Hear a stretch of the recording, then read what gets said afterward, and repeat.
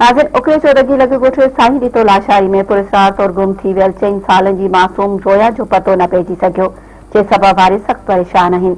उन हवाले सां ॾिसूं था मुज़फ़र शहर जी ही रिपोर्ट। हींअर असां मौजूद आहियूं अकरी थाणे जी ॻोठ साईं ॾितो लाशारी में, जिते 4.5 सालनि जी मासूम ज़ोया 3 ॾींहं पहिरियां सुखा खां वापसि ईंदे अकरी चौदगी में पुरस्कार तौर गुम थी वई हुई, जिन जा वारिस एहतजाज करे रहिया आहिनि। अचो त हिन सां ॻाल्हि ॿोल कयूं त हिननि जो छा चवणु आहे। उन सुखा आई पीर जलील ते उतां वापसी में अकरी ईंदे मुस्तफ़ा पंप वटि लथा चांहि पीतऊं।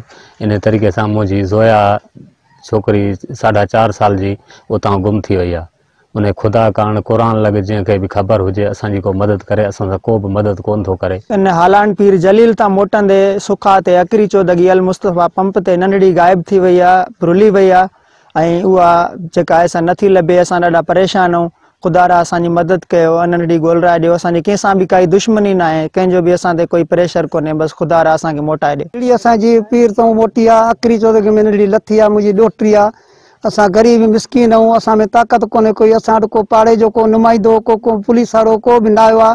असां मिसकीन माण्हू, असांजे घर में बहिरान आहे। असां क़ुरान खणी करे था, असां स्पीकर ते लाउडनि ते पढ़ा ॾेई भॼी डुकी सभिनि खे असां दाऊं ॾियूं, को बि असांजो वायल घर अलाह खां सवाइ केरु कोन थियो आहे। तव्हां महिरबानी कया नुमाइंदनि जेको असांखे नंढड़ी ज़ोया आहे 4.5 साल जी उमिरि आहे, इहा महिरबानी करे असांखे कीअं बि करे असांखे ॻोल्हाए ॾियो। खुदा जे वास्ते असांखे पंहिंजो बच्चो मोटाए ॾियो, असांखे ॿी का ॻाल्हि नथी वणे।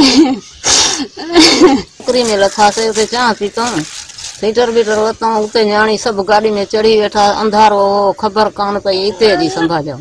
उते असांजी न्याणी गुम थी वई ने। क़ुरान जे सदके असांजी मदद कयो, असांजो नंढड़ो बच्चो हार भेरो। असां ग़रीब आहियूं, गुनाहगार। असांजे बच्चे खे अॼु 3 ॾींहं आहे, कोई वाक न छॾियो, मुबारक कोई न छॾियो। मासूम ज़ोया जे वारसनि जूं ॻाल्हियूं ॿुधियूं। हिननि जो चवणु आहे त गुज़िरियल 3 ॾींहंनि खां हिननि जी नंढड़ी मासूम न्याणी गुम आहे, पर हिननि सां कंहिं बि पुलिस अमलदार या इलाइक़े जे कंहिं वस वारनि हिननि जी का ताउन न कयो आहे ऐं सख़्तु परेशान आहिनि। हिन मुतालबो कयो आहे SSP खैरपुर खां ऐं त उहो हिननि जी नंढड़ी ज़ोया जी जेको आहे सो ॻोल्हा में हिननि जी मदद करे, जीअं हे जेको परेशानी आहे हिननि जी उहा ख़तमु थी सघे। कैमरामैन राजा आसिफ सां गॾु मुज़फ़र शहर, मेहरान TV न्यूज़, अकरी चौदगी।